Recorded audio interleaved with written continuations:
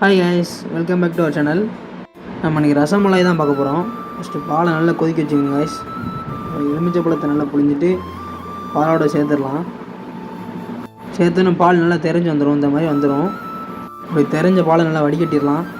Lemon taste போல தண்ணி ஊற்றி வாஷ் பண்ணிக்கலாம் கைஸ். பாருங்கள், நல்லா வடிகட்டியாச்சு. இப்படி வெள்ளை துணி நல்லா கட்டி வச்சிடலாம். அப்புறம் ரசமலாய்க்கு தேவையான ரப்டி தயார் பண்ணிக்கலாம். அப்புறம் ஏலக்காய் நல்லா தட்டி தூளாக்கிடலாம் கைஸ். அப்புறம் பால் நல்லா கொதிச்சு வந்துட்டு நெக்ஸ்ட்டு பார்த்தீங்கன்னா குங்குமப்பூ ஆட் பண்ணிக்கலாம்.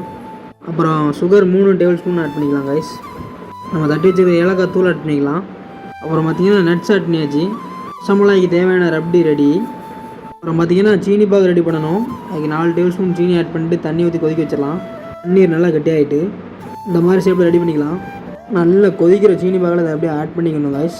ஒரு 15 மினிட்ஸ் மூடி வச்சிடலாம்.